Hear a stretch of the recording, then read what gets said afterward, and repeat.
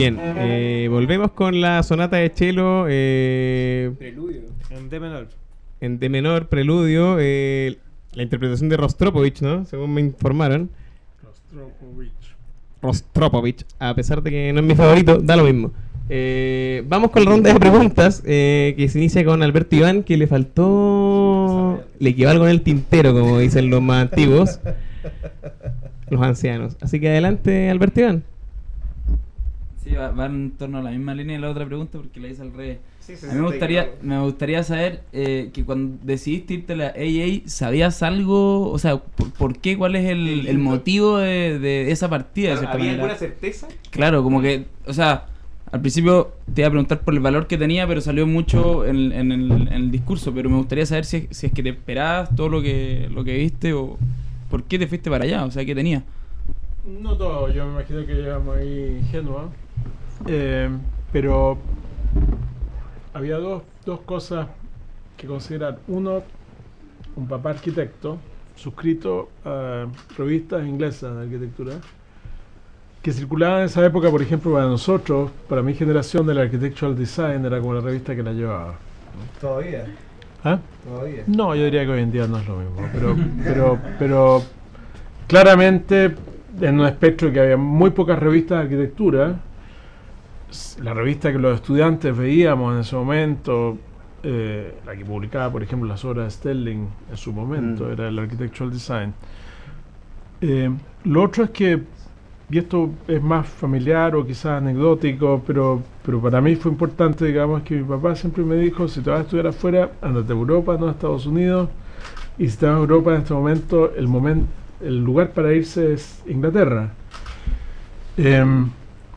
Lo otro es que mi profesor guía, un profesor de quinto año, Jaime Villalta, venía llegando a Inglaterra y existía, estamos hablando del año 72, por ahí, con Inglaterra, una cuestión interesante en relación con los Newtowns y con todo un cierto desarrollo de la arquitectura que hacía que todo eso hiciera como natural irse. A lo mejor fue súper ingenuo de mi parte, pero nunca me planteé irme a ninguna otra parte, o sea, nunca tuve ninguna duda. Yo quería ir a Inglaterra, quería ir a Londres y quería estudiar en la EE. Y creo que tuve mucha suerte porque pues, resultó bien todo, digamos. Podría haber resultado a lo mejor pésimo, pero no fue una decisión, en ese sentido quizás no fue una decisión muy madura. Porque la tomé sin aproblemarme demasiado. ¿Y Villalta venía de...? No, pero Villalta fue profesor de esta escuela, se fue a la Católica Valparaíso como uno de los fundadores. Después eventualmente él se fue a Estados Unidos, yo creo, se casa con una inglesa que fue profesora acá, que era profesora de paisajismo, que fue una de las personas que armó el programa de paisajismo acá, y estuvo trabajando en Inglaterra durante un tiempo, y el gobierno de Frey lo llamó de vuelta para integrarse al programa La Cormo. Pero no Entonces, estudió en Inglaterra. ¿Ah? No estudió en Inglaterra. Villalta No estudió allá, trabajó allá. Y él llega a Chile entonces empoderado en un cargo muy importante como arquitecto jefe del Departamento de Arquitectura de esta organización estatal que tiene una agenda que hoy en día sería impensable, o sea, mucho poder para hacer proyectos urbanos, pensar la ciudad, expropiar, entrar en contratos con la empresa privada, no sé qué, armar un montón de cuentos.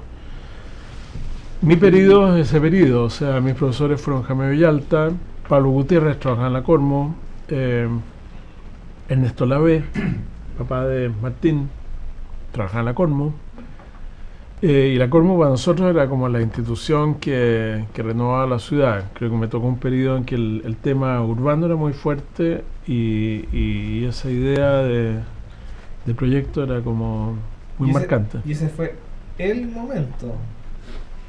La Cormo la desmanteló Pinochet, o sea, duró desde el gobierno de Frey hasta el gobierno de Allende. En ese momento todavía el Estado podía manifestarse. No, tenía herramientas que hoy en día serían impensables, o sea, la Cormo podía expropiar. Claro. Piensen ustedes que el Parque Araucano es una invención de la Cormo. Esa no es la empresa privada ni la Comuna de Providencia, nada. Eso fue la Cormo, fue Miguel Eiquem, entre otros, que decían que hay que crear un parque en un momento en que eso era un potrero en la periferia de Santiago, un parque con torres, hasta ahí llegó a imaginarse la Cormo.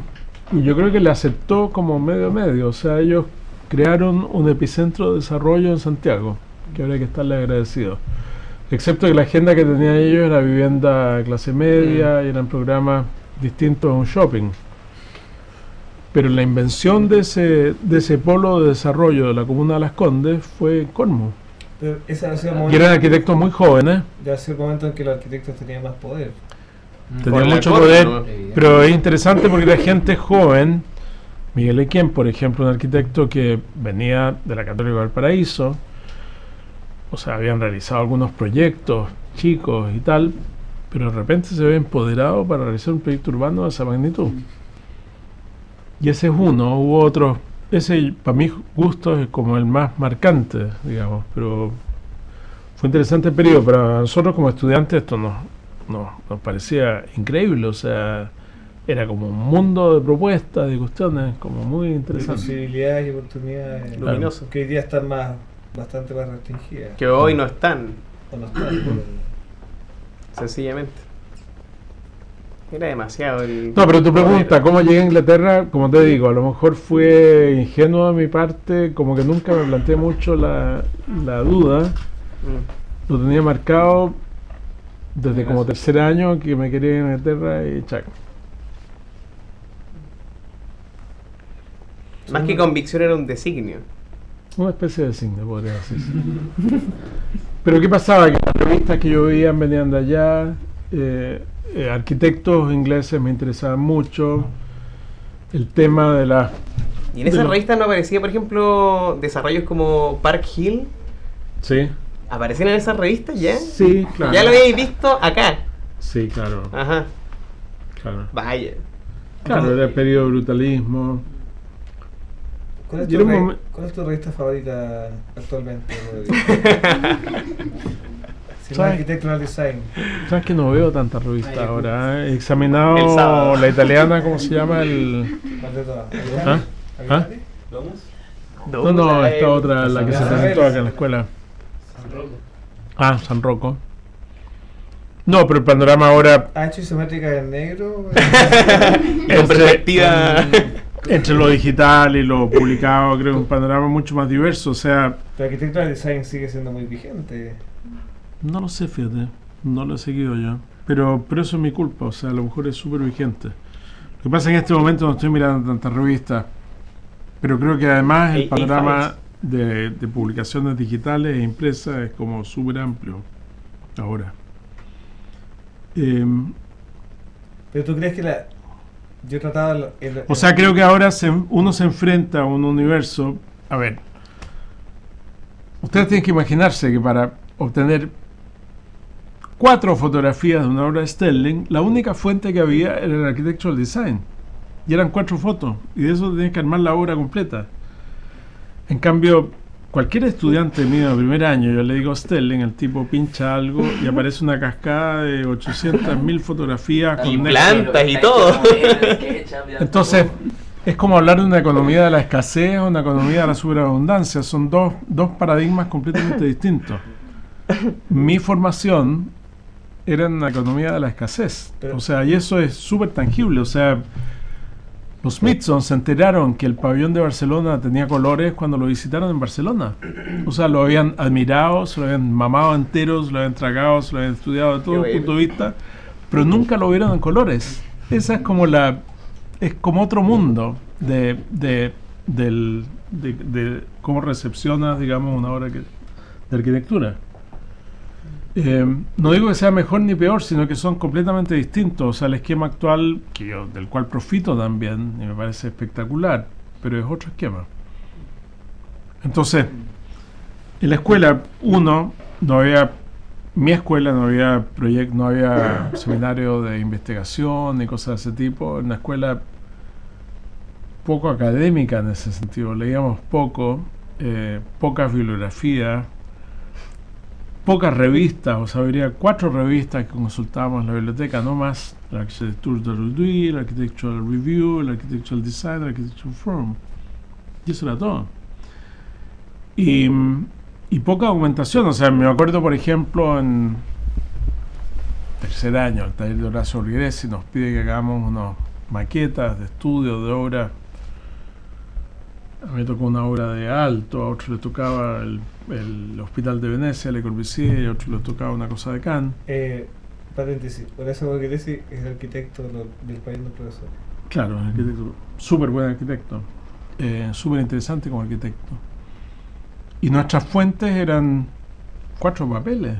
O sea, tenías una planta en el primer piso, a lo mejor con suerte tenías un corte, tenías que imaginarte el resto, tenías que construir una maqueta. Y tenías 7 fotos. Y eso era todo. Eso hacía que uno mirara con mucho cuidado las cosas que tenía. Y que tuvieras que extrapolar mucho, porque además las fotos eran en blanco y negro. Y ahora creo que la imagen para un estudiante de primer año, o medio estudiante de primer año, es justamente al revés. O sea, es una cascada de cuestiones. Se mira mucho sin cuidado. ¿Ah? Que es difícil elegir. Y con cuidado no se podría mirar todo. Pero ese es el esquema. Entonces el rol de la publicación era muy distinto. Pero ahora sigue siendo importante. No, a mí me interesa, por ejemplo, revistas, me interesa el Files, creo que es una buena revista, una revista teórica. Sí. Pero para enterarme de proyectos, por ejemplo, en este momento yo no estoy mirando revistas mayormente. No. Pero a lo mejor están ocurriendo cosas fabulosas en Casabela o en algún lado. Lo dudo, pero... No. Parece que no. En todo caso, estoy en el comité editorial de Arecu y tenemos una discusión como interesante en la revista respecto a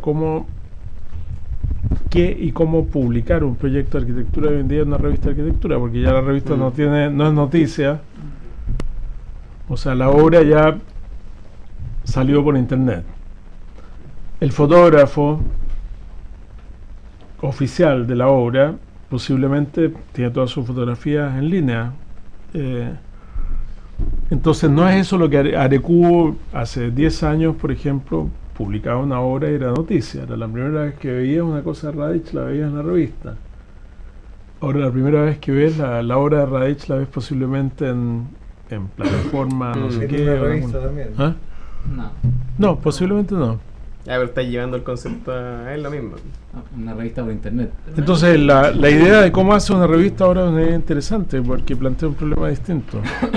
No, pero hay un tema de profundidad de la información o del contenido que Por supuesto. está alojado todavía en la revista. Claro, pero yo postulaba, por ejemplo, que sería interesante mandar estudiantes de magíster a registrar obras y hacer que el trabajo de presentación gráfica de la obra estuviera hecho por manos incluso de fotógrafos no profesionales, pero una especie de asalto crítico a la obra, que saliera un poco de esta noción de un super fotógrafo con las super imágenes, que de todas maneras las vas a encontrar en internet,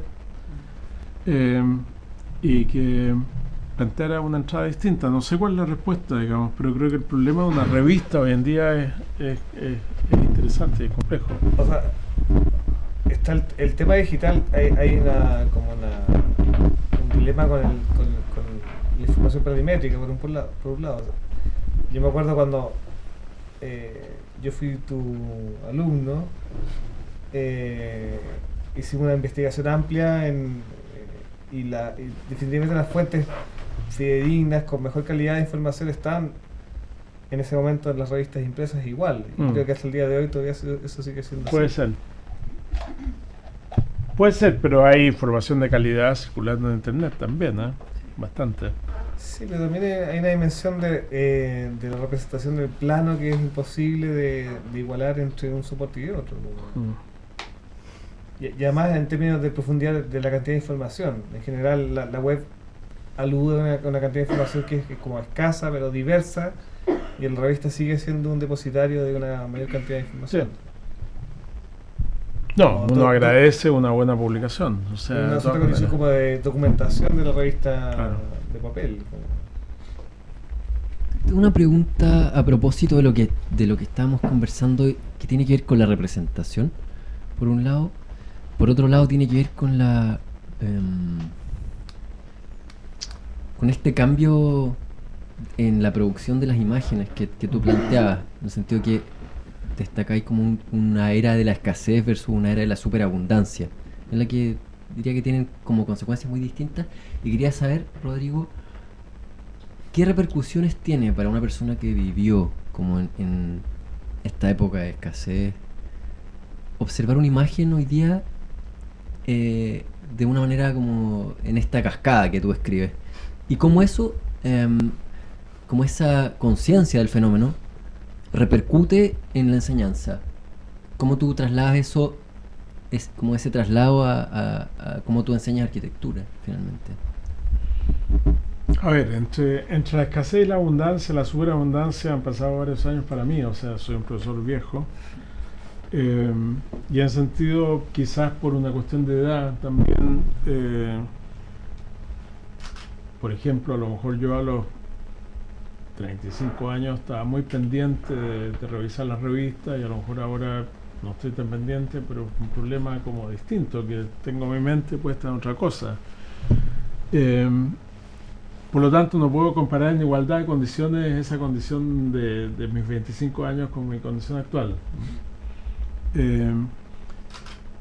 Yo creo que el panorama actual es bien interesante. Creo que las dificultades que se presentan a uno en un panorama a otro son distintas solamente. O sea, creo que hoy en día la dificultad es mucho más como editorial, es poder seleccionar. Y la dificultad mía era mucho más, no era editorial porque había muy pocas cosas a las cuales acudir, era de otro orden. Digamos, era poder armarte un cuadro, quizás, poder acceder a la información era más difícil. Imagínate que, por ejemplo, yo hice la tesis de título en Valparaíso. Yo fui al Instituto Aerofotogramétrico a comprar una foto aérea de Valparaíso, de este porte, que la perdí desgraciadamente porque vendía a ser una foto histórica y que tenía bloqueado el molo porque era un espacio estratégico, el cuadrado blanco, suponía que era militar, estratégico. Una foto y un juego de planos de catastro me permitieron armar un plano urbano de Valparaíso. O sea, imagínate eso en relación con Google Earth. O sea, Google Earth, el obtener una foto aérea hubiera sido algo muy, muy preciado, algo muy exquisito, muy especial. Y es algo que se transaba y se pagaba, digamos, a haber costado mucha plata esa foto. Ampliada de este tamaño y tal, una cuestión especial, que la guardé durante años. Hasta el día de hoy. La perdí. El IGM. O sea, me encantaría encontrarla porque me gustaría verla para poder comparar el Valparaíso de hoy con Valparaíso del año 72. Pero es eso, es como que se invirtieron los esquemas. O sea, es muy fantástico, es increíble. Google es una cuestión así absolutamente surrealista, notable. Yo encuentro que es increíble poder aterrizar en cualquier lugar del mundo. Rompe todos los esquemas, incluso todos los esquemas que uno ha tenido respecto a un concepto de seguridad nacional, por ejemplo, los aniquila. O sea, es muy surrealista que tú puedas ver, por ejemplo, Siria desde el aire en condiciones de que hay una guerra civil espantosa, y que el que poder tener la fotografía aérea te da una cierta ventaja logística de poder hacer cosas y tirar bombas o matar gente o lo que sea, que históricamente fue un valor estratégico, o sea, una cuestión muy cautelada, y hoy en día es algo que está al acceso de cualquiera. Por eso la pregunta apuntaba... Entonces, es como uno queda un poco perplejo con esas cosas. Yo no acabo de entender eso desde cierto punto de vista, y por otro lado profito enormemente de esa posibilidad que me parece increíble, extraordinaria. Un regalo. La pregunta apuntaba sobre todo, y también es para Alejandro, que los dos son profesores de la escuela, ¿cómo se responde a eso, ¿no? ¿Cómo? Porque claro, tú dices, yo estoy en un estado de perplejidad. Lo que pasa es que por detrás de eso, del otro, de cualquier estado de situación, yo creo que está, ¿qué es lo que lees tú en todo eso? O sea, ¿qué es lo que tú puedes armar? Porque finalmente hay una construcción mental que tienes que hacer ante la superabundancia o la superescasez, pero tienes que ser capaz de hacer una construcción que le dé sentido a las cosas. De contenidos. Y ese es un proceso mental. El problema ahora es darse el tiempo. A lo mejor el problema anterior era poder encontrar suficientes bases o lo que fuera, pero al final lo único que tiene sentido es qué es lo que haces tú con eso. O sea, antes había temas, pero no había información. Ahora hay mucha información y Claro. poco tema. Es un poco, puede ser, claro. Es Yo para tengo bajar. la sensación de que las publicaciones han rotado un poco a plantear como los puntos de vista, y me pregunto un poco si la arquitectura hoy no se trata de un poco de eso también, de que ya la publicación no tiene ese valor de ir a una fuente fidedigna, encontrar la planta con la foto y que sé, Claro. sino más bien empezar a publicar puntos de vista, y pienso por ejemplo en formatos nuevos como 0300 TV, que son entrevistas, y Claro. este formato, por ejemplo, y yo me doy cuenta que consumo todo el tiempo puntos de vista. Como... No, yo concuerdo contigo. O sea, si tú miras, por ejemplo, Sterling, que es un arquitecto taquilla de la década de los 70. O sea, estaba en la cresta, la ola, en Inglaterra y bien situado internacionalmente de esa época. Si le pedían que publicara, lo probable es que una revista mandara a un fotógrafo a fotografiar Leicester, por ejemplo, y mandar a una persona a visitar la obra y a escribir un artículo, y a Sterling le pedían las plantas. Hoy en día, Getty entregaría un paquete de fotografías, y un paquete de plantas y un texto. O sea, una oficina de prensa que te entrega un paquete completo.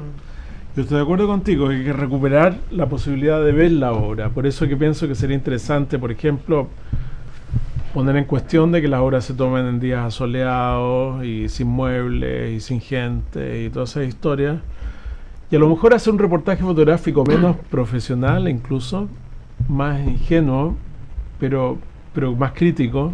Y no crítico en el sentido de desmantelar la obra, sino que crítico en el sentido de mirarla con una mirada como más intencionada, paseando un poco la noción de la oficina de prensa. O sea, lo que yo discuto en Arecú es que les digo, mira, cualquier persona que te manda un proyecto, aquí te lo manda igual a ti, que a Domus, que a Plataforma Arquitectura, que a cualquiera. O sea, lo que tú publicaste acá es idéntico a lo que publicó otro en otro medio. Las fotos son las mismas, y es cierto, los textos son los mismos. ¿Por qué no, entonces, contactar a un arquitecto que tenga una obra interesante y armar un equipo? Yo digo estudiante de magíster porque creo que es una tarea bien interesante, además, que asalten la obra críticamente, que la discutan, que la sometan a discusión y que te armen un relato que va a revelar algunos aspectos complementarios a lo que ya circula por otro lado. Porque el esquema ahora, creo que el esquema es que uno tiene un proyecto, con suerte, si uno le va bien el proyecto, tienes a Palma o algún otro fotógrafo que te hace una foto, tienes un texto y tienes un paquete. Y ese paquete digitalizado se lo mandas, chac. Si una revista te lo pide, le manda el paquete completo.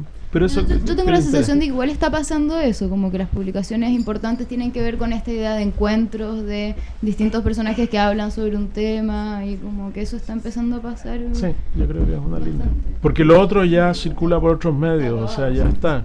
Lo temático. ¿Ah? Lo temático.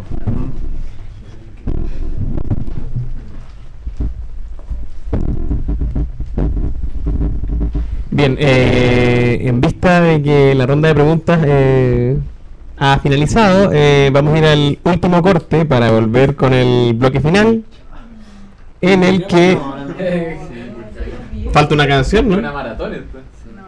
No, es para respetar el formato del programa. Vamos a la última canción y volvemos con las despedidas y parabienes para el futuro, los regalos que vienen para el programa del lunes, que vamos a anunciar en el bloque que viene, y la canción no sé quién la escoge. ¿Tú, Joaquín? Alberto. Demoler pidió Joaquín. Demoler, muy trillado, voy a poner otra.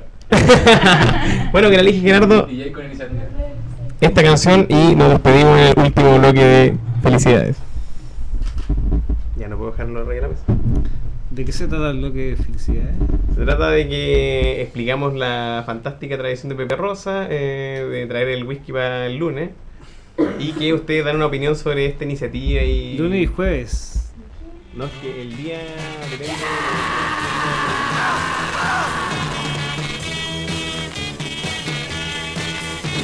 Ha muerto el gato mayor. Ha muerto el gato mayor. Ha muerto el gato mayor.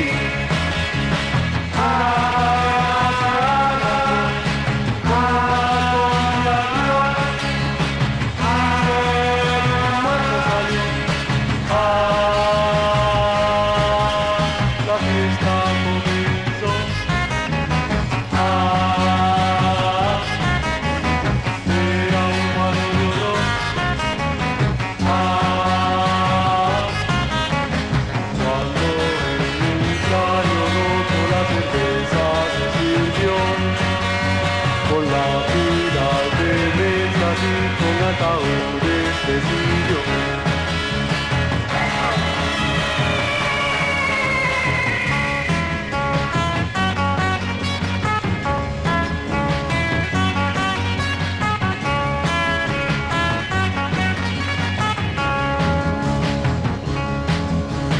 Una cadena se arrastró, una confiación, y de un muerto salió. La fiesta comenzó.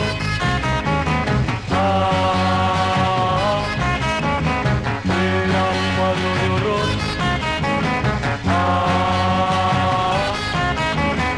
Cuando el paño la cerveza te sirvió, con la tira de mesas y con la ataúd de vidrio.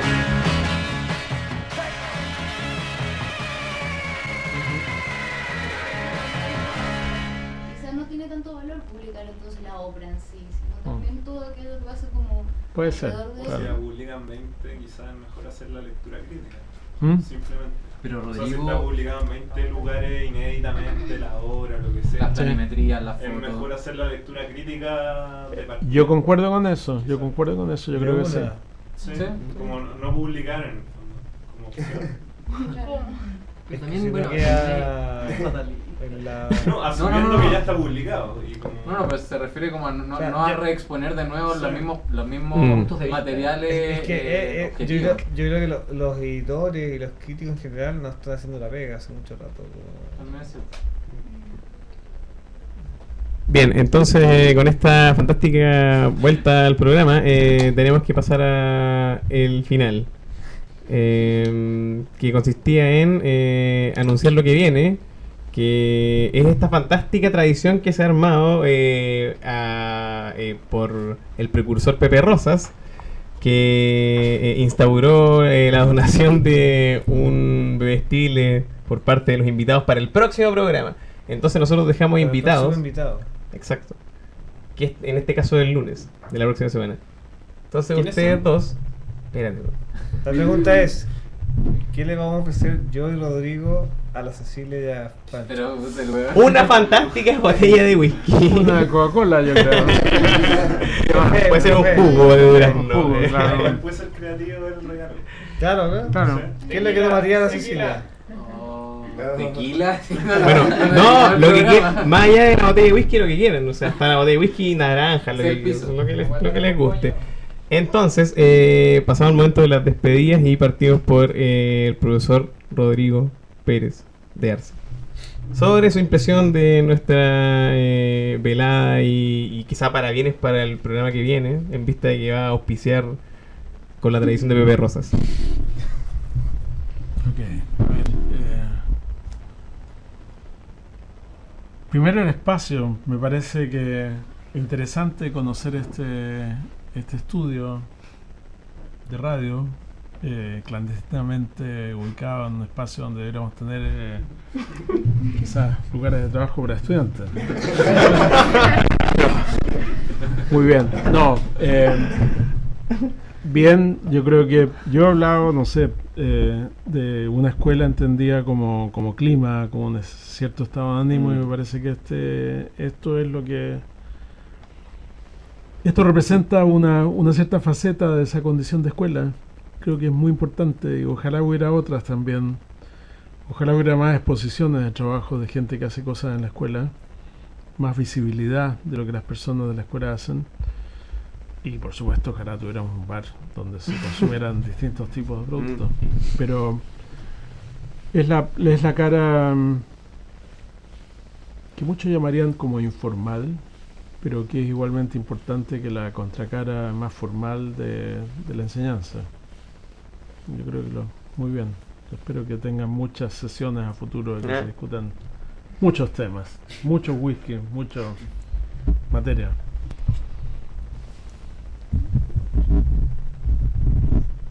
Bien, yo concuerdo con Rodrigo en varios puntos pero encuentro que la conversación podría ser mucho más interesante, más aguda en relación a ciertas lecciones que se le pueden entregar a los al público objetivo de este tipo de programa, como los estudiantes de esta escuela, y atender ciertos problemas más críticos, contingentes. Eso me gustaría más de este programa. Espero que con los futuros invitados, a lo mejor, o el conductor pueda incidir más en estas temáticas. Más foco en la escuela, dices tú. Sí, que digamos como que estas conversaciones sean más producentes para... Que tenéis que escuchar los otros programas que hicimos. No, sí, he escuchado un par de programas, pero son un poco largos, pero igual que este. Más largo. O sea, digamos, creo que hay temáticas importantes que discutir, que nos afectan, que producen la endogamia y la fomentan, y salir un poco de eso sería bueno. Sí. Salud. Mira, así entonces, como llegamos al final del programa, teníamos que invitarlo al programa del lunes, que tenemos unos invitados de lujo. Aunque hayan quedado preguntas en el tintero, agradecerle a nuestros invitados por su buena disposición. Gracias y buenas noches.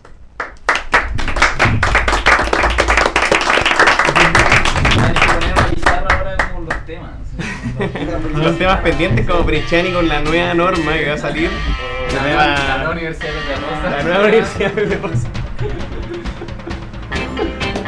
¿Han escuchado la nueva escuela de posgrado?